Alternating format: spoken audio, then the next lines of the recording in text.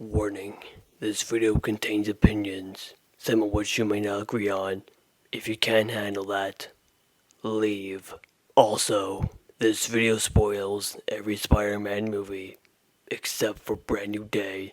If you can't handle spoilers, that's understandable, and leave.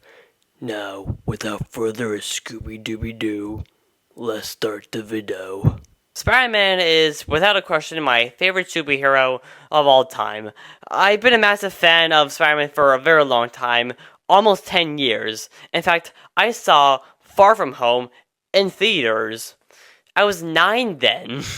Not even double digits in age. Isn't that crazy? That's a little too much of a YouTube voice, sorry. And since being a fan, I have bought a lot of merchandise of Spider-Man. A lot of posters, a lot of plushies. One time as a kid, I got a onesie. I also have every single DVD of each movie, including double features, triple features, 5-movie collection set. I was gonna get the 8-movie collection set like a few months ago, but I decided to wait till Brand New Day comes out, so I can just get a 9-movie collection set, obviously. And also, I've seen all of the movies. Some of them more times than others. So, a little bit ago, I decided to watch every single one of these Spider-Man movies, even the animated ones, leading up to Brand New Day. And I was also going to make, very long videos going in details about what I think about these movies, but then something happened to me. It was very serious, and it caused me to not make those videos. There will be coming. I want to make them really bad, but I'm going to have to, wait a little bit to, have something spark in my brain. And also leading up to the next Spider-Man movie coming next year, which I'm very excited for. So, since I've seen all these movies, including Brand New Day, I thought it'd be a good idea to rank all these movies. See which ones I like more than others. I mean, I know which ones I like more than others since I've written it down, but you all don't know that, so this video is for you, the people who care. So going through this very fast, not wasting any time, the first tier, the top tier, Go Up Go, which is referencing just when Peter Parker tried to spin his web, and at the end he says, Go Up Go. The tier below that is New Villain in Town, referencing Spider-Man 2, when J.K. Simmons says, New Villain in Town, Dak Ak. I love that line. Then a tier below that is Emotional Ending, which will make a lot of sense for the movies that will go in there, and you can probably guess what movies are going to go in there. Well, actually, probably not, but, it'll be fun for you to see why I put in those movies in their slots. The next tier is Marvel movies, which will make a lot of sense in a little bit, just trust me. Had potential, movie that had, a good concept and had potential to just be a good movie with the story it had and other things it does have, but it just kind of fails. And then, not amazing.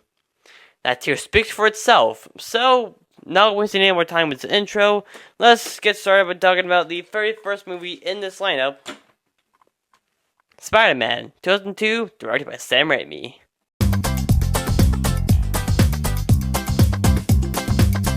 Hello. So, funny story. I recorded this section for the video, and I even edited the entire thing, but I accidentally deleted it, which made me so mad I took a hammer to a chair like in a paint can. So, I'm gonna have to re-record it. So, yeah. Also, just ignore the shadow behind me. Just pretend it's not there. Spider-Man. This movie is my favorite Spider-Man movie. I'm gonna put it up with Go Up Go. It's just perfect. Not just a perfect Spider-Man movie, but a perfect movie in general.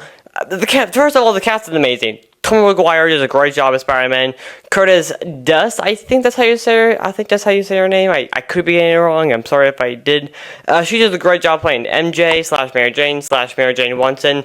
And James Franco as Harry, think what you want about him as a person. Me personally, I think as a person, I have mixed feelings about him, but as an actor, I think he's great, and I love him for that. And these movies prove that he's a great actor.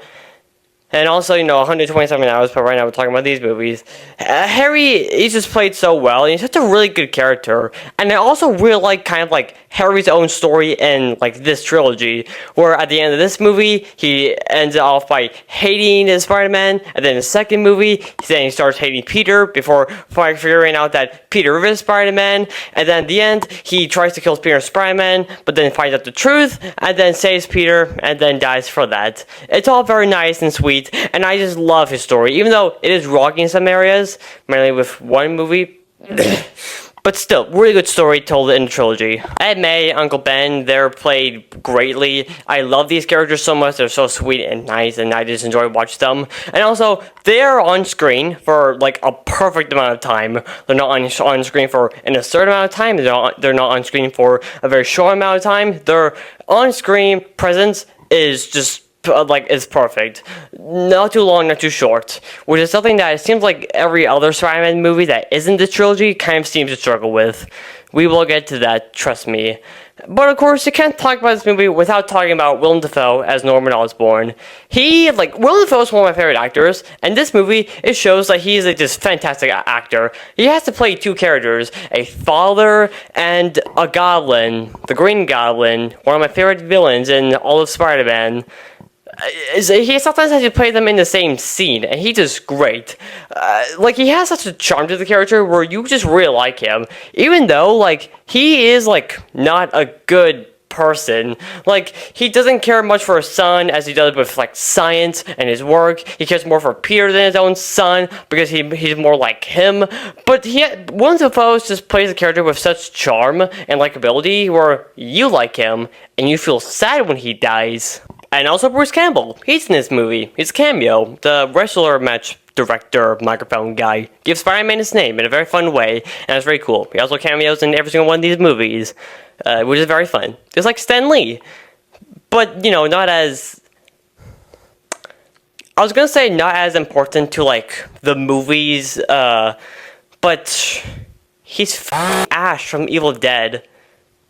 So maybe he's just as important as Stan Lee.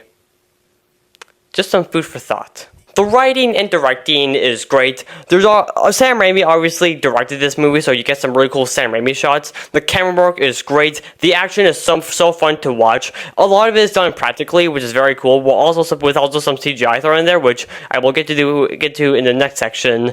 And the writing I also just really like. I think it's a great story, and even though there are some cheesy dialogues here and there, I don't mind it at all because it just perfectly fits the tone of the movie. See, believe it or not, I am actually not a big superhero guy. Granted, I haven't seen a lot, but I've seen I want to say 12 max, not including the Spider-Man films, and 3 I liked. 3 I actually liked. And the reason why that is because, for me, a good superhero movie has to have an equal balance between tones. Have a good balance between tones that's very silly and fun to watch, and also very serious and human. There needs to be that balance. Otherwise, if it weighs too much on one side, then the other side feels like it's kind of ruining the other side, or it feels out of place. X-Men. I do not like X-Men very much, since I think it weighs way too much on the serious side, which just kind of keeps me from enjoying it. And also a bunch of Marvel movies, I've seen some of those. I think they weigh too much on the silly side, in my opinion, even though they're trying to tell a story and have somewhat of a serious tone in certain areas. But it feels a little out of place and a little boring because, well, people are already thrown around like ragdoll. So what do you expect? Now, I do think there are, some movies that do succeed in, weighing in one side of the tone and just working. The Punisher, I think that works very well being mainly serious. Shazam, I think that works very well being very silly. But the reason why it worked, and why the Nolan Batman trilogy works to being very serious and grounded, is because it makes sense for that specific character and that specific story in the movie they're in. It makes sense.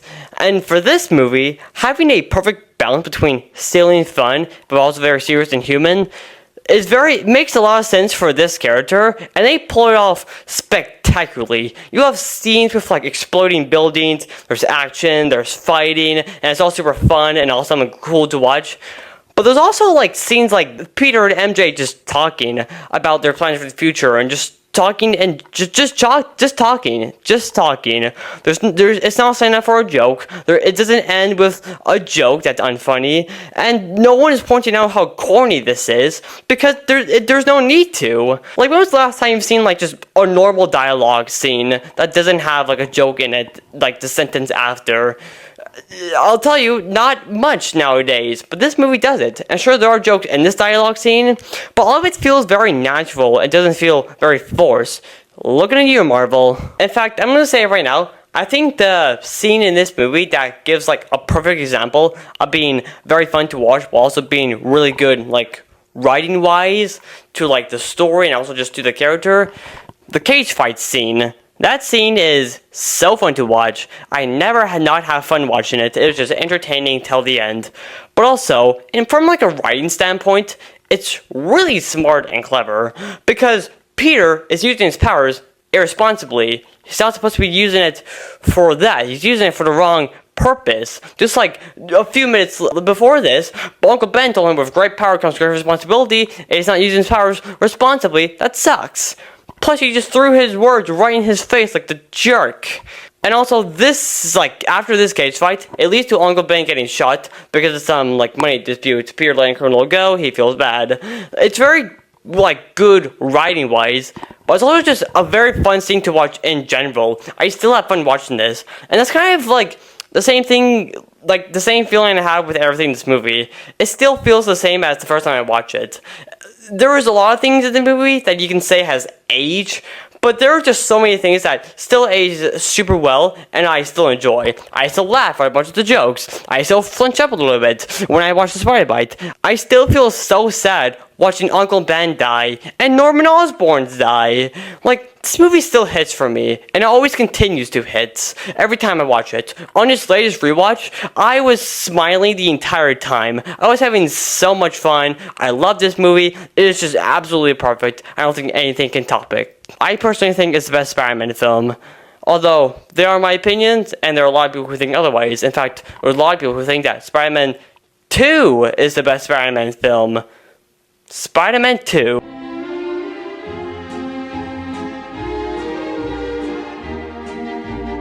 I should move this out of the way so it's not a distraction. Spider-Man 2 is a great movie. In fact, there was a lot of people saying that this is the favorite not only of the Raimi trilogy, but favorite of just all time, of all Spider-Man movie ever. Me personally, I don't think it's quite as good. I don't think it quite reaches the heights, but it's still a great movie, and I do still really enjoy watching this. So I'm going to put this in A New Villain in Town. Now, with saying that, I do still think that there are a lot of parts of the movie that I think are even better than the first movie, and on some occasions, not very much, but just like a tiny bit, you know. First up, the acting in this movie is still top notch. Dr. Octavius Octopus is a great villain. His death is just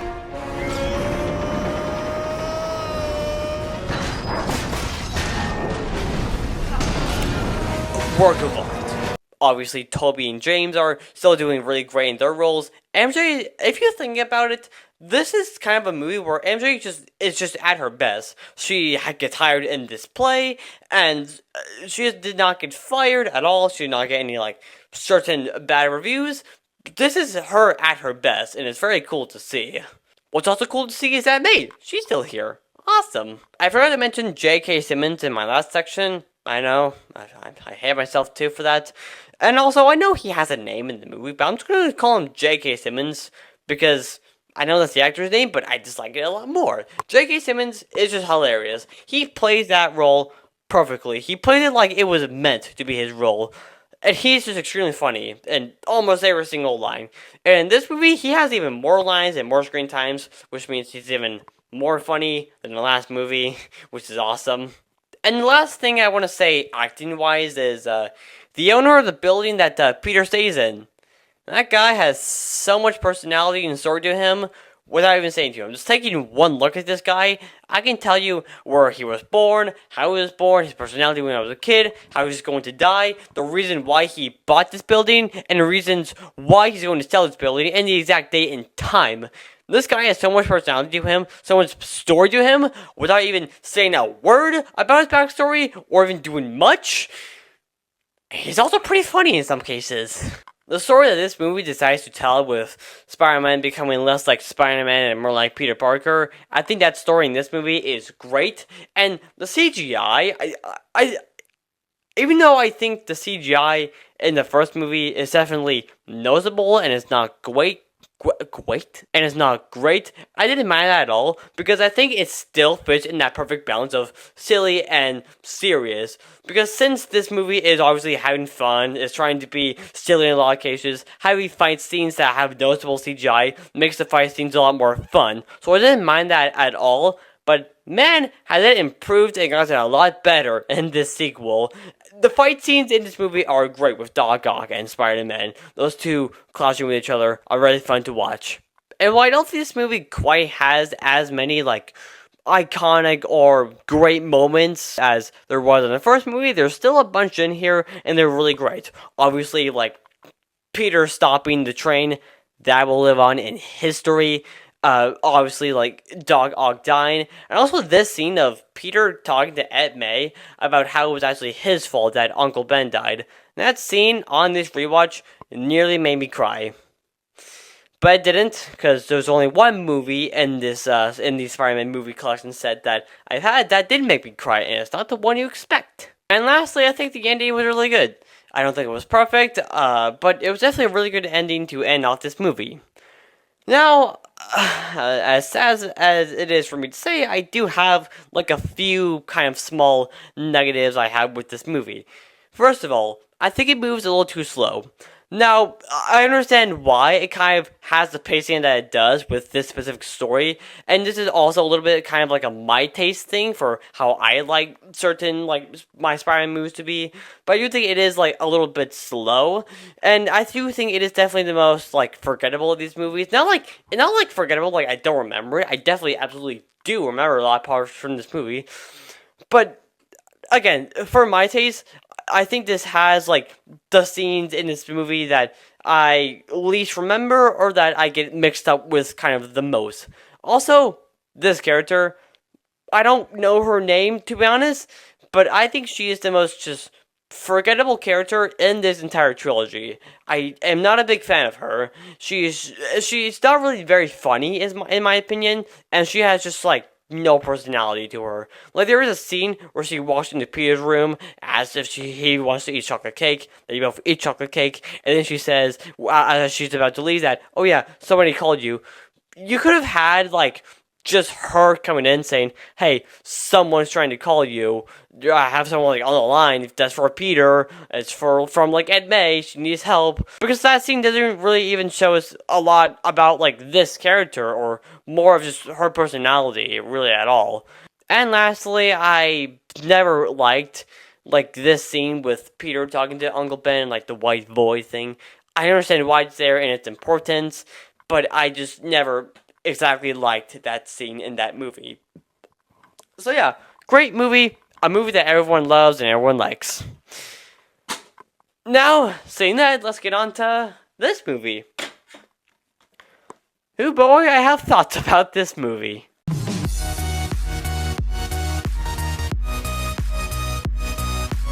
Spider-Man 3, Spider-Man 3. This is one of the more divisive Spider-Man movies. Some people think it's one of, if not the worst Spider-Man movie. A lot of people think it's actually a pretty good Spider-Man movie. But no matter what you think, I think we can all agree that this is not the best Spider-Man movie. This is not going to be in anyone's, like, top spot for best Spider-Man movie. Unless you're this guy. In which case, respect. Now, I am actually one of those people who defend this movie, actually. I like this movie. I'm gonna put it up an emotional ending. But even within, I can't deny that it has a bucket. A whole, like, 3 buckets loads of problems. First off, if I think the second one leans a little too much and being a little too serious, this one comes completely fall back, breaking my arm in the process, and also just being totally absolutely ridiculous. Like, it goes so far into the realm of trying to be campy and silly that it makes a lot more of, like, the talkative and serious scenes feel out of place in some parts. But I think that can also be contributed to the writing, which is definitely the weakest of the trilogy. And just this whole movie is definitely the weakest of the trilogy itself. But the writing at points is not good, and at points is just kind of very weak with some of its characters. Specifically with Brock, Everett Brock Jr. He is a villain in the story that's very different from the other two villains we had in the other two movies. Because those villains, you feel bad for them, you sympathize for them. Even though they're people doing bad things, you're hoping they make it out through the other side because of how their character is portrayed and just because of how good the acting is. This one, I mean, the person playing Brock isn't bad, but like, I just can't find any reason to sympathize with him. I mean, there's like one line he does say, and it's this one. Look, I'm begging you. If you do this, I will lose everything. Is the line There's no over? people I in hope town it is, who hire because otherwise I'm going to be looking like an should've thought of idiot that a little earlier. bit. I feel like if they had like another line or two that's in the vein of that one, it would make us more sympathetic for that character, or even so like kind of like a scene with just him in it and showing a little bit of his life and maybe how just crabby it is. Then we will feel more sympathetic for him. But that doesn't happen, and the nail in the coffin for his character, with the audience not liking him really at all, is this line. I want you to kill Peter Parker. He wishes to kill Peter Parker. God.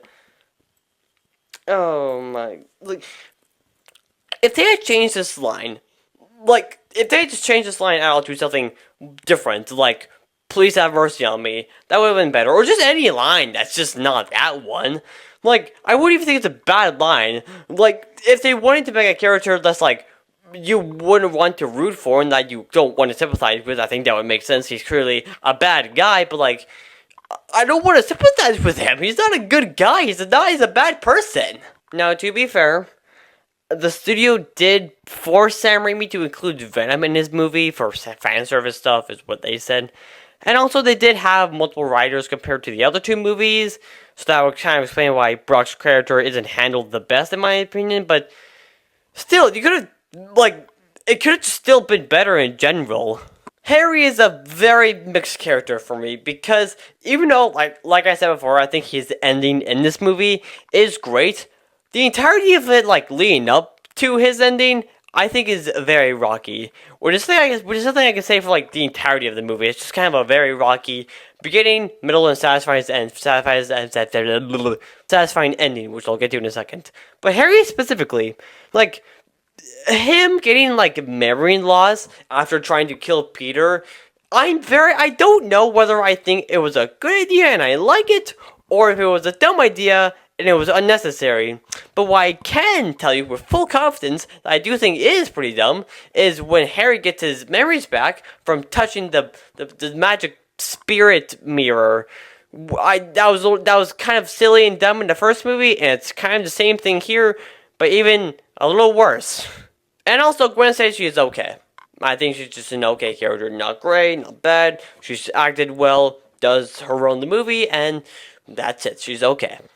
Now that I'm done with the negative side, let's talk about the positive side of things that I actually like this movie. Sandman. I think Sandman is just a great villain. Well-written villain, and I think if the studio didn't force Venom to be in this movie, I think it would have been well received, and Sandman would have had like more screen time as a villain, because he gets overshadowed by like the other characters, like Gwen, Venom, and Harry. If Sandman had more time, he would have been just a lot better. But even then, in this movie, he's already really good.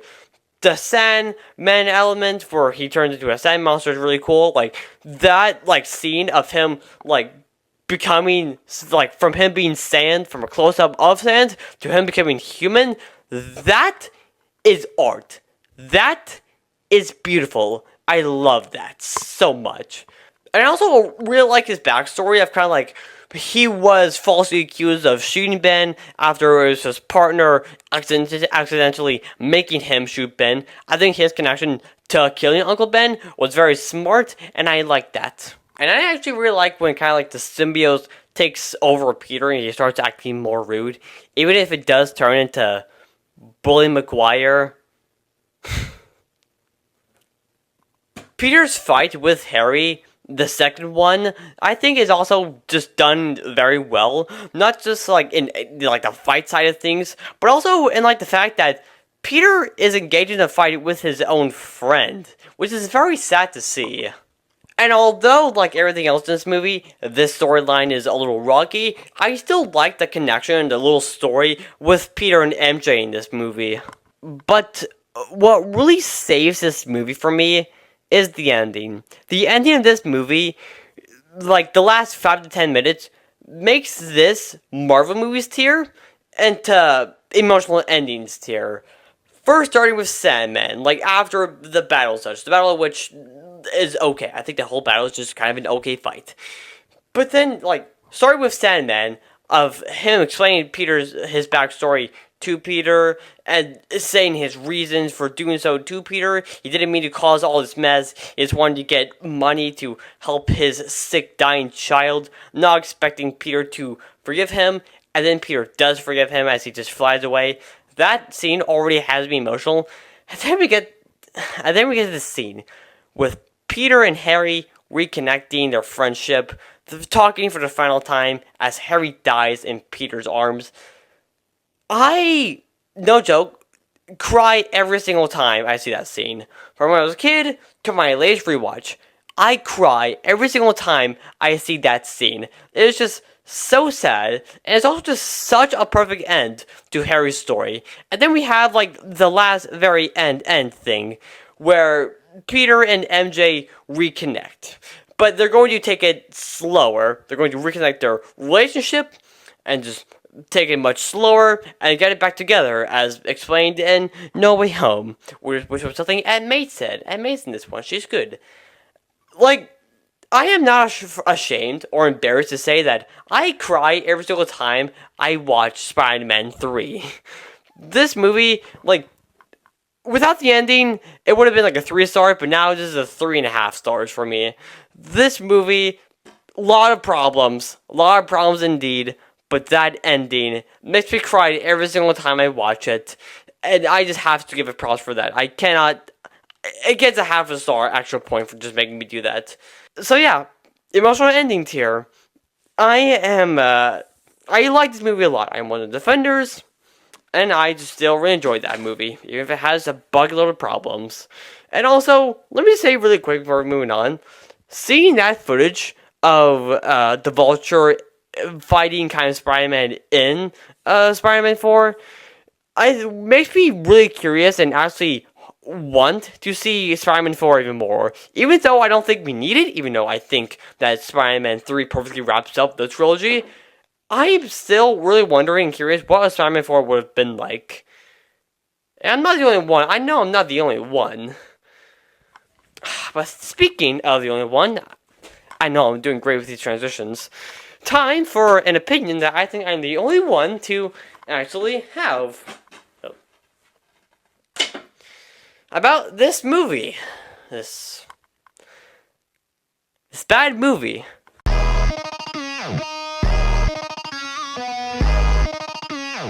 I don't like this movie. It's not amazing right there.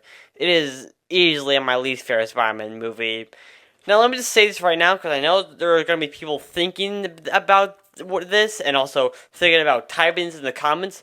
I do not dislike this movie because I'm such a big fan of the Raimi trilogy. I do love those movies, some of them more than others, but I am completely open to new takes of the character, new stories for Spider-Man. I do not hate this because, well, hate is a strong word. I do not dislike this because it's a different story. I do not dislike this because the main female lead is Gwen Stacy and not MJ. I wouldn't give a shit if every single character is different and Peter was a girl. When I watch the movie, I am mainly focusing on just a few things. Whether I enjoy the movie, whether I think it's written well, and whether I think it has really good rewatch value, and also, if there's like a like something technical that on like the side of the movie, like a really great shot that goes on for a long time, or really good camera work, or really good like a direction, like a really good shot, I would be like, hey, that's pretty cool. If a movie is so good that I don't focus on the technical side and I'm completely into the movie, I don't even think about the whole technical side of the movie, then I know it's a really good movie. I don't care that this movie tries to do something new. As long as it's done well, that's written well, that I can enjoy it, then I don't mind. And this movie, for me, did not accomplish that at all. Now, this came out in, like, the era of superhero movies where everything tried to be, like, dark and very serious, more grounded and realistic. This was, like, after, like, the Nolan Batman trilogy, so that kind of popularized the whole thing. But here's the problem. Like I said, I think superhero movies, on some occasions, can work better if they lean towards, like, either side. It just depends on whether they're written well. The Punisher, like I said, is a great example. It takes a much more serious approach, and I think that's a great movie. The Nolan Batman trilogy, a lot of people love those movies, and they're great.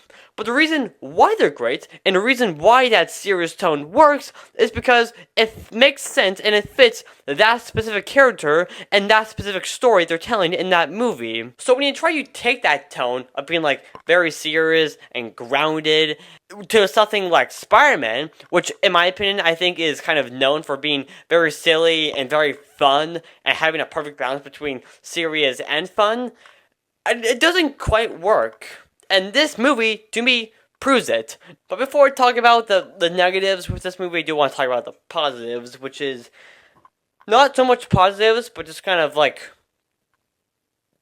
things that are better than the bad stuff in this movie. Like the directing, the camera work, that's fine. I don't think any of it is like a standout, but none of it is like bad, so I don't mind that side of the movie. And I do think that the relationship between, like, Peter and Gwen is, like, better than everything else that happens in this movie, but that's just kind of like comparing Smart Water to the Dasani water. And lastly, there is one joke that I laughed at, and that was this one. Just let me go. Is that a knife? Is that a real knife? Yes, it's a real knife. My weakness. I found that joke to be funny. And that's about it. That's all for the positives. Now for the blazing amount of negatives I have with this movie. Our first complaint has to do with Andrew Garfield as Peter. Now, I think Andrew Garfield is a good actor. Obviously, like, Social Network, he does great in that movie. And he does do his best with the material that's given in this movie. He does actually try. But there's a problem, which is that he doesn't look like a Peter Parker.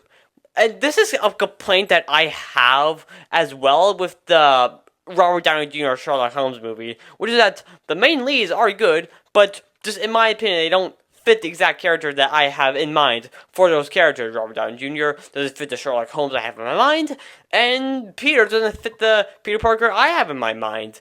Like, and also, just based on looks, he looked much more like Flash from the first movie. He looks like a guy that would bully Peter Parker from the first movie. He looks like Flash's cousin from the first movie. This guy, just, in my opinion, does not look like Peter. And also, he just doesn't look like a teenager. He doesn't look like a young kid.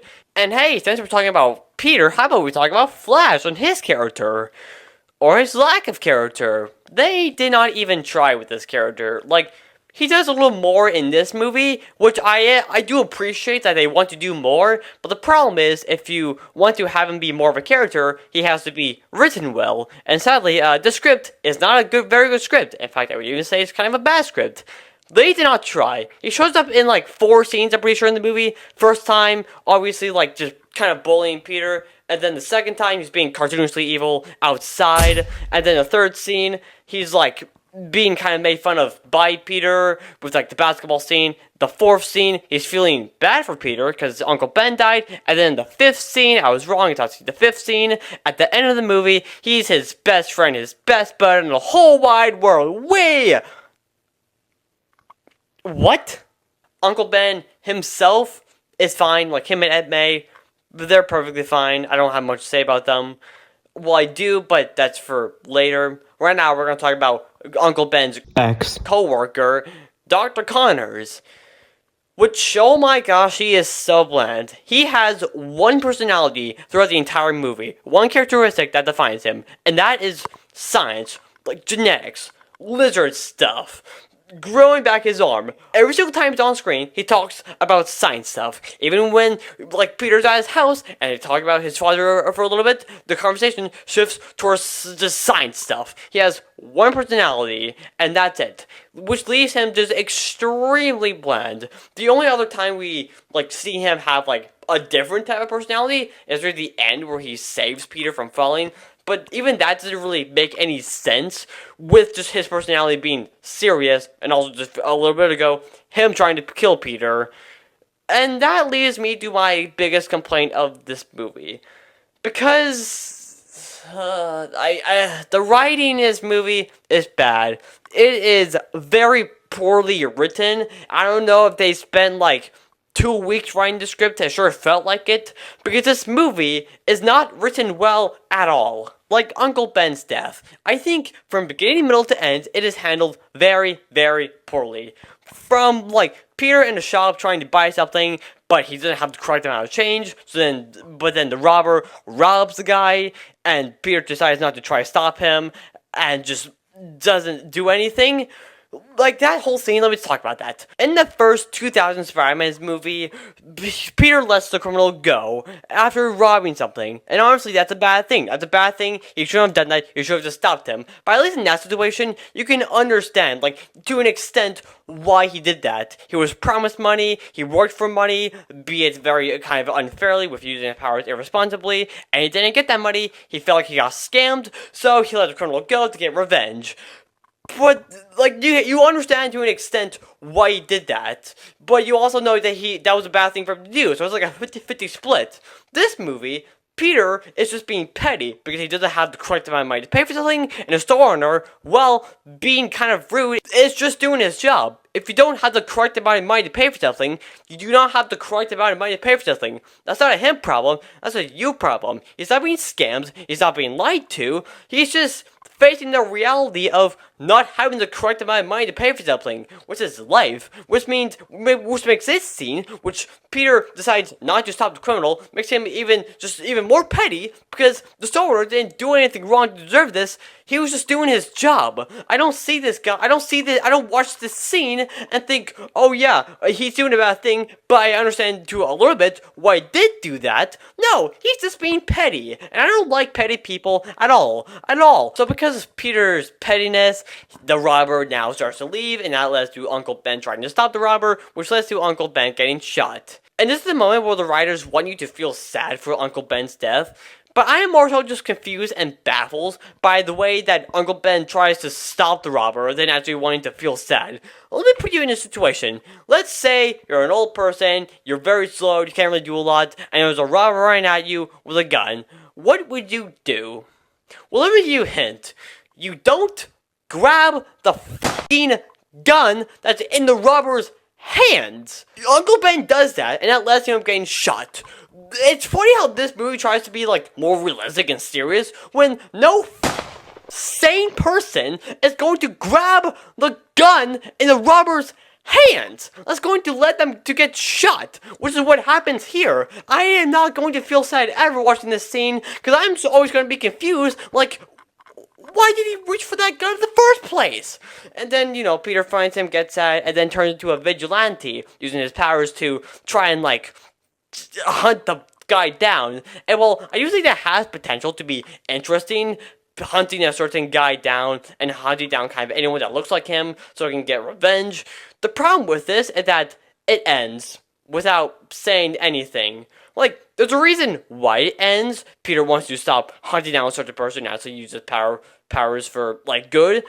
But it's not stated in the movie, not even by, like, a line of dialogue by Peter, but it's just by him saying, I'm gonna stop using my powers to do this one certain thing for myself and start helping other people. I'm Spider-Man. It just stops without announcing that it stopped. And another thing I want to mention, and this is just kind of like a personal thing for what I personally like in a Spider-Man movie, I don't like that the Peter Parker has to build his own web shooter, and this Spider-Man and the next Spider-Man, I like it a lot more when Spider-Man just shoots the web himself and doesn't have to build a whole like tech thing to actually shoot webs. Because I think if you don't have that power, then when you do get bit by a spider, your powers basically boils down to hypermotility with sticky hands, not really like a spider-like power, in my opinion. And I can go on for just so long about how much I don't like the writing and how A, doesn't make sense to B. Like, when Peter went into the sewer system, knowing that Dr. Connor was down there, knowing that Dr. Connors was like a giant destructive like creature, was he expecting him to just waltz out and just take a picture and then just leave instantly? Did he expect it to be like even like very extremely easy? Did he even like consider anything, any possible chances that it could possibly go wrong? Was he just hoping that Dr. Connors wouldn't see the camera and just a big flash that happens? Did he expect anything to happen, or did he think everything was just going to be so easy? Why did the chief of police, aka Gwen's father, not believe Peter about Dr. Connors being the giant lizard monster when Dr. Connors had an entire building and an entire personality about that specific thing? How on earth did they came to the conclusion that the whole bridge disaster thing was caused by Spider-Man? Who did they talk to? Like the crackhead that saw the whole thing like 5 miles away and was like had blurry vision? And why did the police chief still think that Spider-Man is a bad guy when he was told by another cop that Spider-Man is taking out bad guys, not citizens, bad people who have done crimes? Why is the entire police force the most annoying and frustrating police force in all of movie history?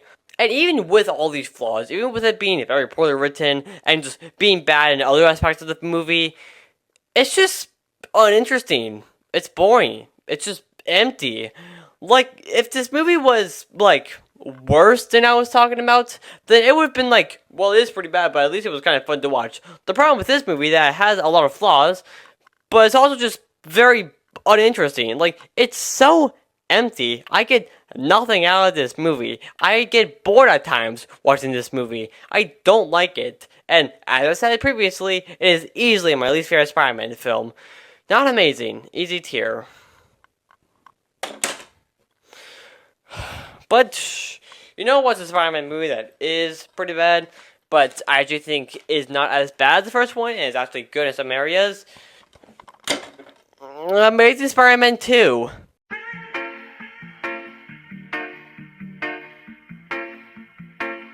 Amazing Spider-Man 2, or TASM 2 as people like to say, and I'm gonna call it that as well. Now, if you couldn't understand my very weird sounding dialogue I did a few seconds ago, I understand you. I sound like I kind of like there. I don't talk very well, but basically, this movie isn't good. But it's better than the Amazing Spider-Man. I think it's better. It's still not good, but it has things I actually, like in this movie. So I'm gonna put it in had potential. Now, this is like, I think, unanimously agreed upon that this is the worst Spider-Man movie. But there are like a group of people who think this is actually a really good movie, like a really good, great, underrated movie.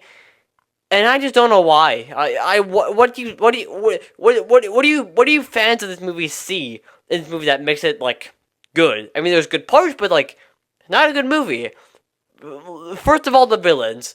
I think Electro, he has like the most potential to be like a really good villain. Just this normal guy who thinks he's a nobody, gets thrown into this bad situation where now he becomes like very strange and he hates Spider-Man. It has potential to be a good villain, but the problem is that he's kind of unlikable. Like, when he gets saved by Spider-Man, he basically turns his entire personality to liking Spider-Man to a creepy and weird degree. Spider-Man. You're no Spider-Man! Not to like a degree where it's charming, a degree where it's a little uncomfortable in some parts, how much he just loves Spider-Man. So already he's a bit unlikable when he turns, like, to a villain. And I think his powers are, like, pretty cool. But I just don't like his character design. I think he looks a little bad. But powers, like I said, are pretty cool. Harry just sucks. Harry's just not a good character in this movie at all as a villain. As his look as the villain, he looks hideous and bad. But also as a character, he just sucks so incredibly much. And also, like, the whole, like, little plot story thing about discovering more things about his dad and, like, a little bit about, like, the spider thing. That was, I think, unnecessary. That did not need to be, like, in the story at all. I think I feel like it was a waste of time. And Ed May, like, I didn't talk about her much in that section because she didn't really do a whole lot. But, like, in this one, she's in here more, and I don't think there's, like, a big reason for her to be in this movie more than she needs to be very much. So the whole section just feels a little bit unnecessary. And I think, like, the writing in general is just also not very good. It's a slight improvement from the first one, but it's also just not very good. And the main problem I had with the writing this time around is that nothing feels complete. This is kind of a problem with, like, the Spider-Man 3, that movie, where even though everything is, like, very rocky, it all feels like it comes to a complete ending, and a good ending at that. But in this movie, there are so many things happening with, like, many villains, Peter's storyline, and just, like, none of it feels complete. Even Gwen's death, which I think is the most impactful thing in any of these movies, with Peter almost saving her, but her dying for her head hitting the ground. Even that death, that very impactful death, I don't think was a proper conclusion to her story. Like, I think maybe if she had died in, like, a later movie, like, let's say the third one, then maybe it would have been more impactful, but I don't think her dying in this movie is a proper, like, conclusion, a proper end to her story. Now, it's time to stop talking about the negatives and actually talk about the positives with this movie, because I think the movie actually has some good things in it. First of all, I think the web slinging and the action in this movie is much better. It's much more, like, grand, the action, and the web swinging looks a lot better. I wouldn't say they're, like, fantastic, but they're better than literally anything in the first movie, so that's a step up. Not a big difference in quality, but definitely a noticeable difference in quality. Electro's theme is fantastic. It's without question one of my favorite villain themes ever.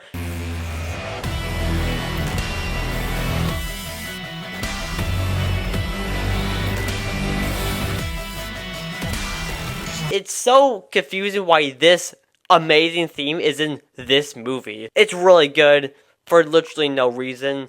And lastly, at the end, I do like when Spider-Man, like, walks up to, like, the kid and talks to him for a little bit. That was very charming. So yeah, this movie, not good, but actually has things in this movie that I do like.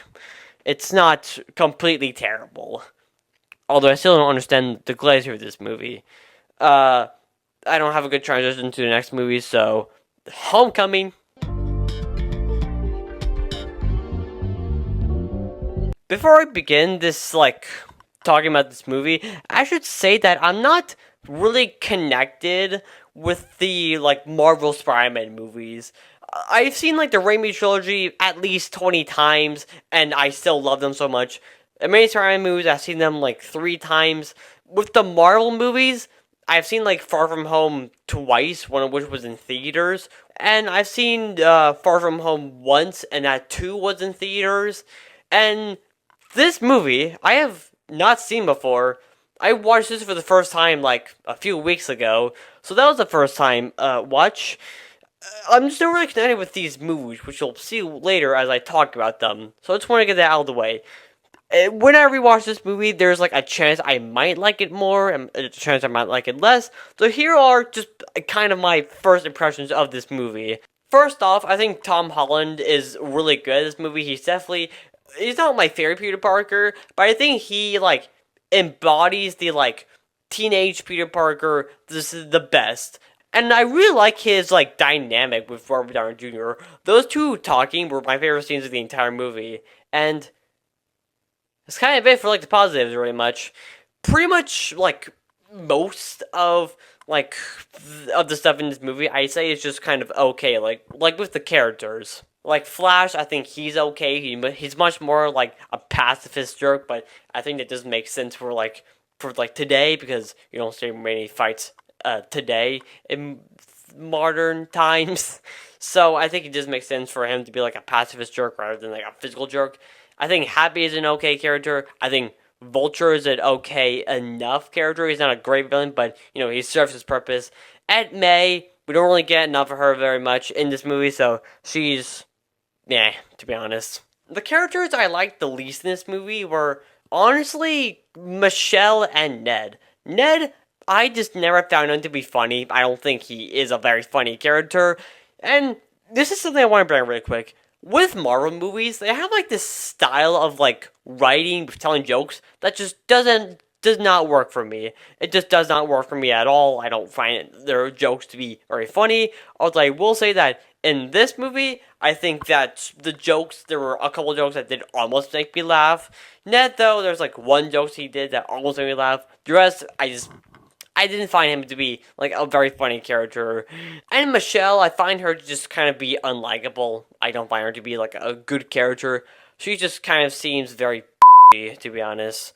And yes, I know her name is MJ, but first of all, I don't like that her name was revealed to be MJ at the end of the movie. I didn't like that very much at all. And also, in this movie, in the next movie, I don't think she deserves to be called MJ. So take that. I think the story itself in this movie is just okay. Like, I don't want to say they Marvelified Spider-Man, because that sounds a little dumb, but they kind of Marvelified Spider-Man. Like, they chose not to show his, like, origin story. They kind of skipped that part, and it's just him now living his life as Spider-Man without showing the beginning. And I'm still very just conflicted on that. Because on one hand, I don't like that. I kind of want them to actually show how he became Spider-Man, the spider bite, and other stuff like that. But on one hand, after seeing how poorly it was done in the last time it was done, I'm almost kind of happy they didn't try to attempt it again, because not doing it is better than doing it and having a bad result. But still pretty mixed on that. I also just didn't like the final part of the movie with Aunt May walking into Peter en masse and knowing that now Peter is Spider-Man. I don't like that very much. I wish they'd just kept a secret. Especially since Aunt May is just kind of such a forgettable character that her now knowing that Peter Spider-Man doesn't have much impact because I don't know a lot about her. And yeah, also I kind of realized that I didn't put this in a tier, so yeah, Marvel movie tier. Well deserved, to be honest. I think this is better than the average Marvel movie, but not a good Marvel movie. Now, with moving on from this movie, we go on from the next movie, which clearly, obviously, is going to be Spider-Man Into the Spider-Verse. And also, if any of you are wondering why I'm talking about this movie, I'm going in release date order. Spider-Man Homecoming came out in 2017. This came out in 2018. Spider-Man Far From Home came out in 2019, which means I'll be talking about Across the Spider-Verse 2023 after I talk about Spider-Man No Way Home 2021. So yeah, I don't have too much to say about this movie, to be honest, so it's going to be kind of a quick section. But basically, most people think this is the best Spider-Man movie, or the second best Spider-Man movie, like right after Across the Spider-Verse. To me, in my opinion, I don't think this is a perfect Spider-Man movie. It's nowhere near my favorite Spider-Man movie, but it's still a really good movie. So I'm going to put it in A New Villain in Town. I'm going to be honest, it's kind of bordering on emotional ending. That took me so long to remember. I had to look at my laptop. I think this movie is carried heavily and almost entirely by its animation and story. The animation, obviously, it's superb. It's, at the time, this was like the best animation I've ever seen in a film up to this point. And obviously, for a good reason. It's really good. I do think, after watching this, because I've seen this movie a couple times. This is like the 6th or 5th time I've seen this movie. I do think after watching this a few times, the, quality of animation just becomes, differs a little bit just because I've seen it so many times, but it's still great animation, and the story is also just really great, really well told, with the Spider-Man characters, and also with, the family members, of, the story with, the family, with Miles and his family. That part of the story was honestly my favorite part of the movie. Seeing Miles go to, Uncle Ben, doing stuff with him, seeing Miles talk to his mom, his dad, all that, I think is great. Pretty much the entirety of my favorite scenes of this movie all basically like with Miles and his family when Uncle Ben gets revealed as a Prowler, which by the way was the most shocking moment I've ever seen as a kid. Just want to point it out that changed my life as a child. My talking is getting worse throughout this video. If you couldn't tell.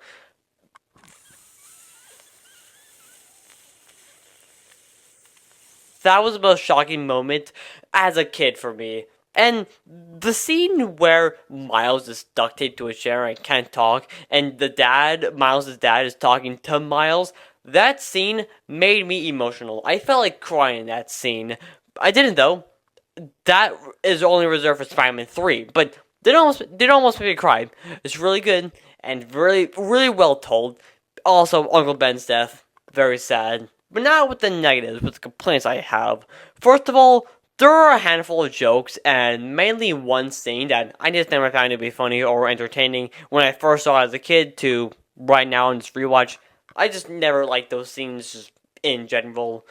And while I think the animation is great, obviously, it's fantastic, I think at some point it kind of overshadows the story, where it's becoming like a bit too much of great fast animation than it is about great storytelling. The story is still great, and it ends really well, but I feel like at some point it's overshadowed by the animation.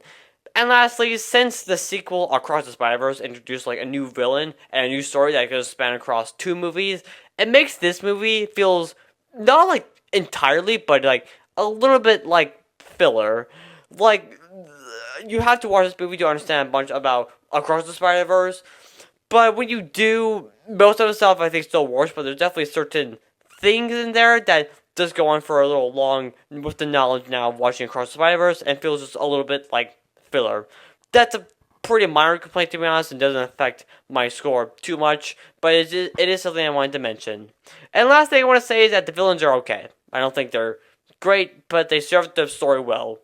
Just like the Vulture.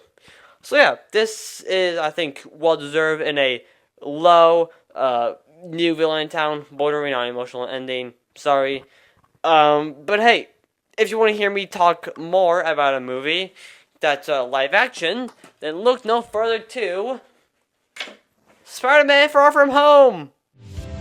Can you imagine when this race is won?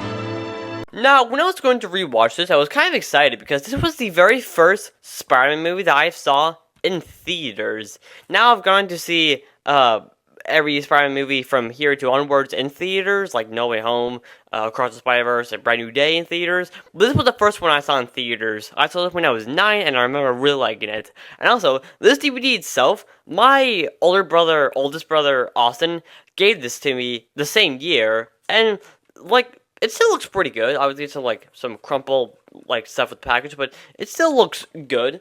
So that's very cool. But it's a shame that I did not like this movie. I'm going to put it in had potential, and that sucks. I think there's a lot in this movie that could have worked, and there's a lot of things about this movie that I think do work, that I think are pretty cool. Like, Mysterio's illusions, whenever that would happen, it would bring the movie up from, a 2-star to a 4-star. Those illusions were very cool and fun to watch, especially near the end, when Spider-Man has to, defeat all the drones while having his eyes closed and the drones making messing with his illusions. That scene was very cool near the end. And also in the end, in the post-credit scenes, it was really cool seeing J.K. Simmons reprise his role as the news reporter guy, the bugle person. And the scene Spider-Man being revealed as Peter Parker for the first time in these movies, that, as a kid, also shook me. That shocked me a lot. I'd never seen that happen before. It was definitely brand new, and I still think it's effective in this movie, still today. And lastly, I think Jake Gyllenhaal does a great job playing Mysterio. Acting-wise, he's really good. And that's kind of it. I wasn't really a big fan of this movie. First of all, Ned and Michelle are in this movie, and they're in this movie more than previous movie. And the problem is that they kind of act the same. Michelle sort of has that attitude, that personality that I just do not like and do not find entertaining or funny or charming at all. Ned's trying to be more funny, and it doesn't work. I don't find him funny at all. Oh, and speaking about Michelle, why is Peter now suddenly in love with Michelle? Why does he have a crush on her? in the last movie, he had a crush on another girl, but like in this movie, he just suddenly has a crush on Michelle. Why? There's no reason given. He just suddenly has a crush on her. Flash in this movie is back for some reason.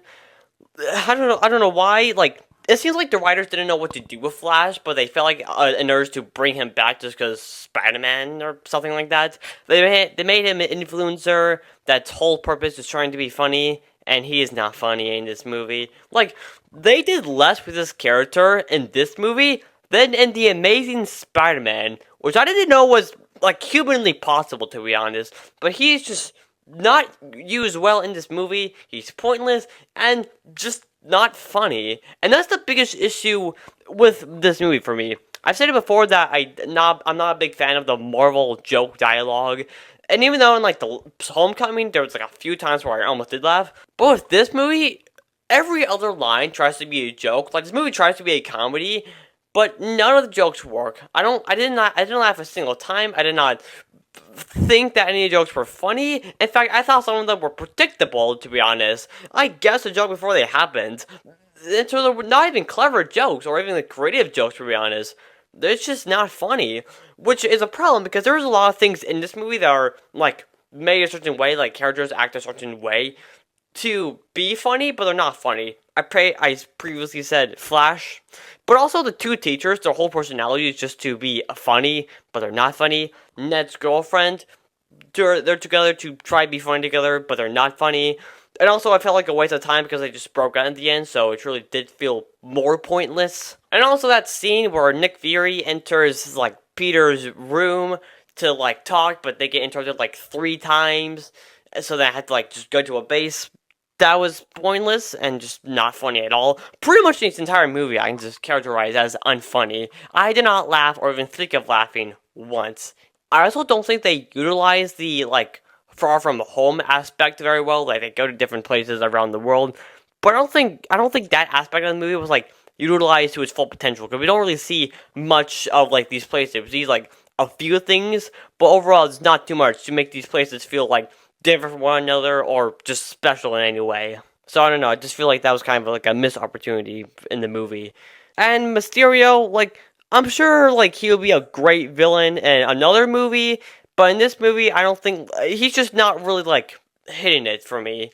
He's just not really like he doesn't seem like a Spider-Man villain to me. He seems like a villain that could be another villain and literally any other superhero movie, so it doesn't feel special for him to be in this Spider-Man movie because he doesn't feel like a character, like a villain, that's specifically a Spider-Man villain. Anyone can take this guy. This could be in literally any other superhero movie, and it would still work.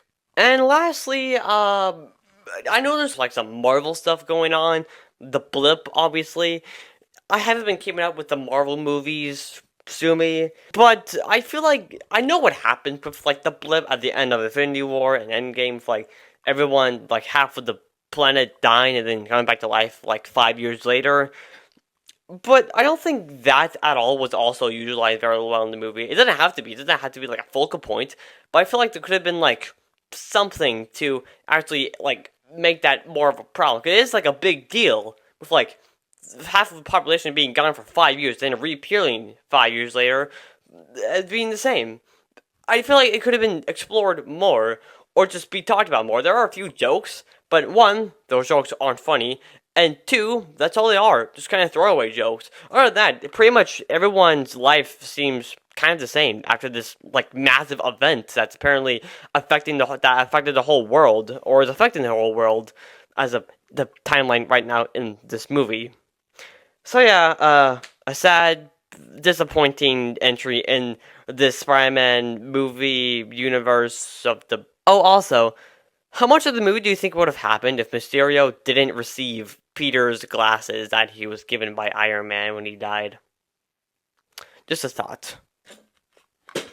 Now, I actually put my DVDs in the bin so I can be more organized, so, I gotta find the right one. Here it is.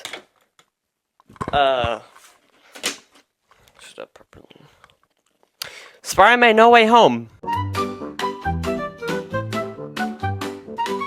Now, this was actually my second time watching this movie. I only watched it like one time before, and like I said, that was in theaters, so, a 5-year gap between watching this movie. We'll see what happens. Apparently, it gets worse the more times you watch it, but hey, I'm gonna test that next year when I watch all these movies again.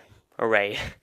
Now, I think this movie is actually really good. It's a gigantic step up from the first movie, and it's also, I think, easily the best one, like the best movie in like the Spider-Man Marvel Home trilogy. So I'm gonna put it up in the emotional ending.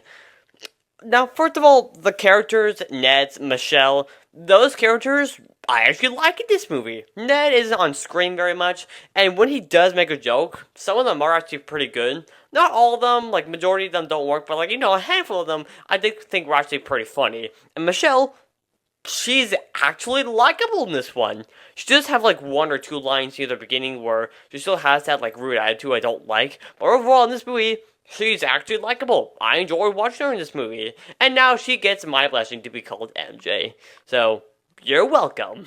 I also think the story is just really good. Not great, it has some areas where it's pretty rocky, but overall, having like this story of now everyone knows who Peter is, so he wants Doctor Strange to make a spell where everyone forgets who he is, which like crossovers other dimensions with other Spider-Man movies, and now characters from those movies are appearing in this movie. That was awesome. Seeing Doc Ock, that was awesome. Seeing Willem Dafoe reprise his role as Green Goblin, that was awesome. Willem Dafoe does incredible in this movie. He does just a great job with his acting.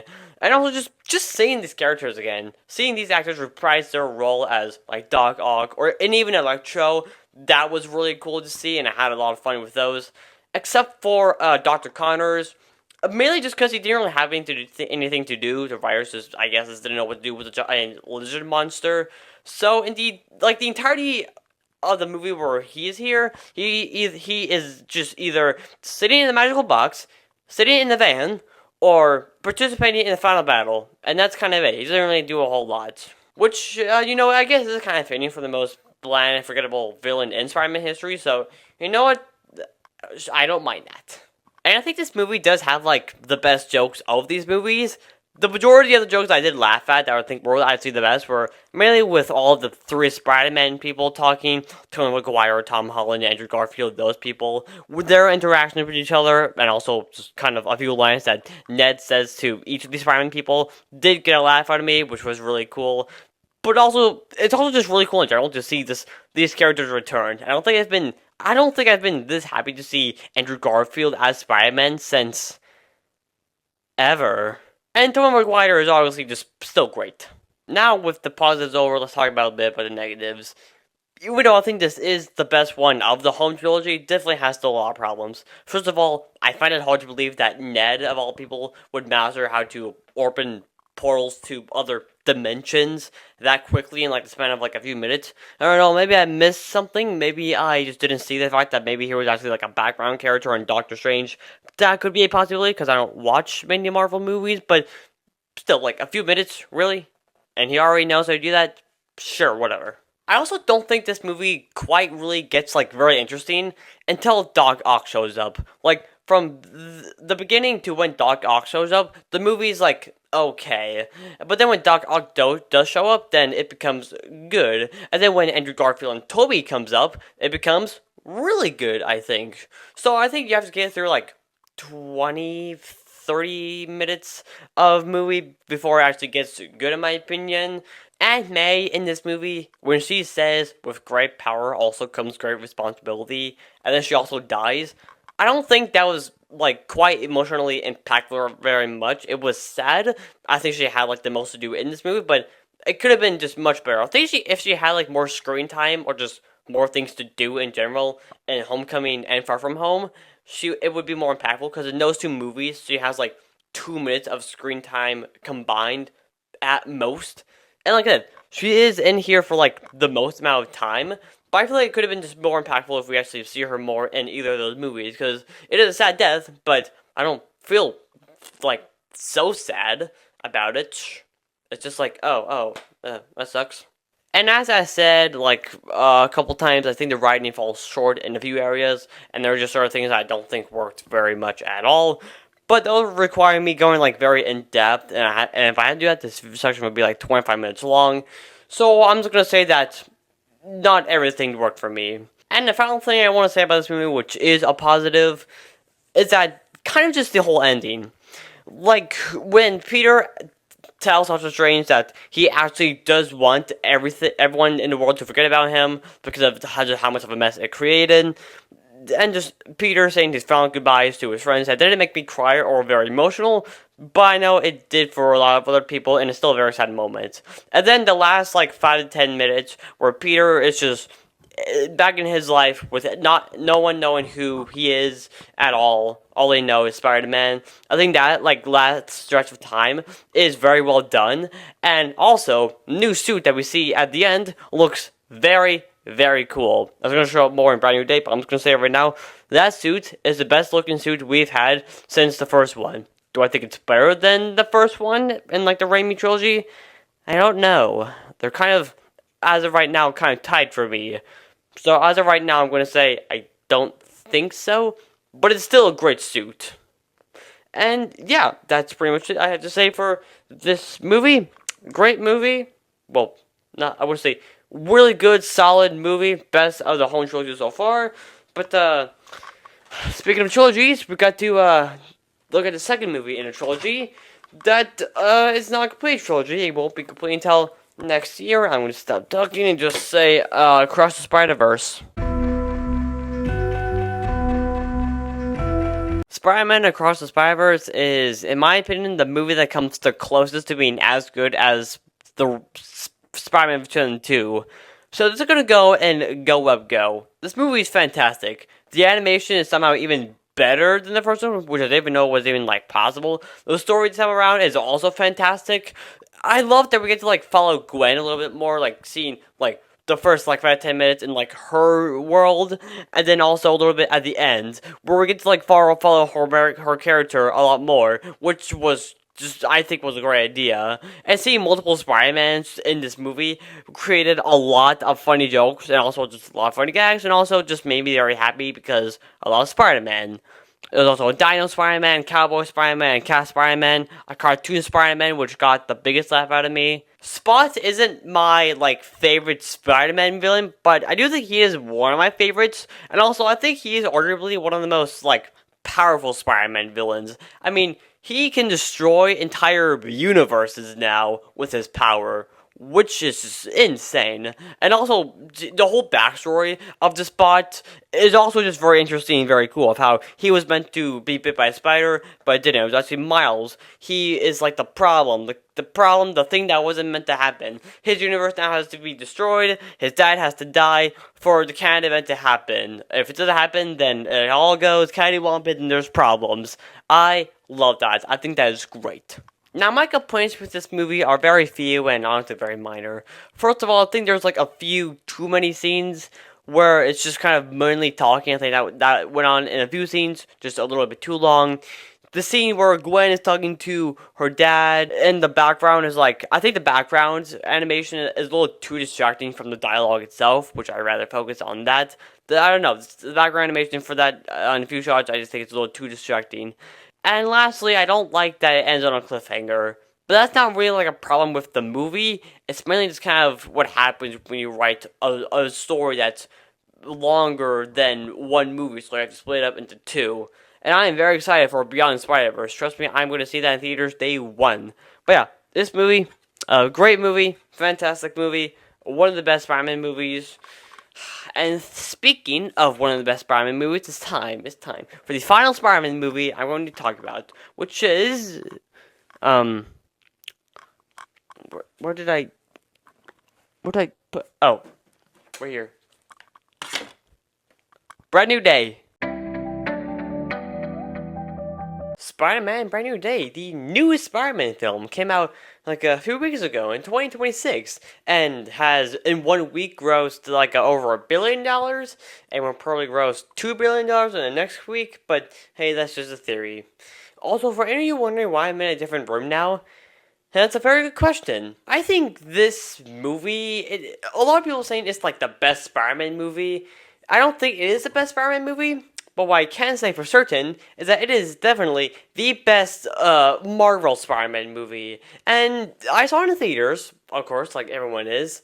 But for the sake of like the one person who hasn't seen it yet, I'm gonna avoid spoilers for this section. So you're welcome. I saw this in theaters, and if I see this again in theaters, which I definitely will, this might go up one, or possibly I might like it more, but right now I'm gonna put this in A New Villain in Town.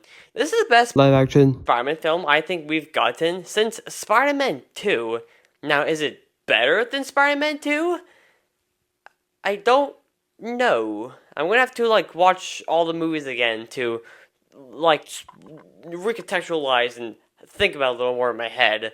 But as of right now, I'm gonna say I don't think so. But this movie is still great. I think Tobey Maguire, this is like his best performance as Spider-Man. He has to do so much things like acting wise and physically wise, and he does it all super well. The villain also, played by Sadie Sink, does a great job. She's great in Stranger Things, and she's also just amazing in this movie as well. Now, going back to what I said about Spider-Man 2, this has a little bit of the same main storyline, but kind of in reverse, where Spider-Man 2, their story was like Peter being less like Spider-Man and more like Peter Parker, and this movie, it's more like Peter become a spider and less like Peter Parker. I think those two are like just as good as creating those tones well, and I even think that maybe Brand New Day is slightly better as handling that like serious, more tone well, just a little bit though, not too much. I also think the jokes in this movie were just top notch. Like not all of them were great, but definitely I think the majority of them were, especially with Frank and Peter. Their dynamic together is so well done, and Frank himself, he's pretty good. He serves his movies well, he does what he needs to do, he does his purpose, and he's also just very well acted. His dynamic with Peter has some of like the funniest jokes in this entire movie, honestly. The action scenes are great. There's not like a bunch of them. Well, there is kind of a bunch of them in there, but they don't last for super long, and when they do happen, they're really well done, and I think they're really good. Especially with like the Red Clan, it's in the trailer, you see it. That fight with the Red Clan was really, really cool to watch. And I also really like how they decided to go about, like, Peter wanting to tell his friends who he was so they can remember him. I think that aspect of the movie was done really well, and led to a great scene with MJ later in the movie. And my final positive with this movie is just the whole end credits. The whole end credits, I just love the end credits. It was just the style of it, the music they had, all of it. I just thought it was very nice, very beautiful, very relaxing, and just very enjoyable to watch. It's not like super fast paced, like actually loud music like Iron Man movie at the end that with the end credits. It's much more like softer, like much more calmer, and I really like that. Now, my complaint, honestly, I don't really have like many big complaints. Aside from certain parts of the story not making very much sense, which obviously is like a bit of a spoiler for the movie, there is one thing I do want to talk about that is a spoiler. So for the one person watching, skip to this timestamp if you want to avoid spoilers. You have 3 seconds. There are definitely a handful of emotional scenes in this movie that's meant to like get you have a tear in your eye, makes you feel sad. Like obviously, like first off, when MJ finds the note that Peter wrote to try to get his friends to remember him again, and then MJ finds it and then just tells Peter that she doesn't love him, which was very sad. And also, just like near the end at the hospital where Frank decides to wear Peter's Spider-Man mask that he can walk away. But the most like emotional moment in this movie, where I think it was supposed to be like the most emotional moment in the movie, I feel like that didn't exactly hit with me for one main reason. So in Jean Grey, when she froze time, pretty much everything's all slowed down, and she decides to go into Peter's head to go back to like a memory that he and Aunt May were talking to. She decides to sit down, and Aunt May is talking to kind of Jean Grey about a bunch of certain stuff, and I could tell that this was meant to make other people cry. Like, I think it is a very emotional scene. I think it is very sad and very sweet, but I think it could have been, I don't know, I feel like it could have been handled a little better. Because, like, I think the reason why I didn't feel so emotional when watching this is because this isn't Jean Grey's mom. This is Aunt May. Like, I don't know, I feel like it would have been more emotional if Jean Grey's mom was talking to her. Now, we didn't see her through the entire movie because she died, so obviously we never get to see her. But I don't know, I just feel like there could have been a better way to make the scene more emotional than just Aunt May talking to Jean Grey. That to me just felt a little strange, even though I did like the moment in general. Hi there, person who decided to skip here. Don't worry, you didn't miss much, I promise you. Now, like, this movie is great. It just, overall, like, final thoughts, this is just a great movie. Easily the best of the Marvel Spider-Man movies. Not perfect, it has some problems, but those involves me going into spoilers, so, yeah, it just has some problems, but overall, still a great movie. It's currently in, like, my top 5 Spider-Man movies. And maybe after another watch, it could just barely nudge out to be in top 3. We'll have to see, well, I'll have to see later in the future when I watch this again. So yeah, here is the final tier, the list of all the Spider-Man movies. Pretend that that movie is Brand New Day. Overall, I say I agree with everything I say here because it's my list. Definitely a few like hot takes in there.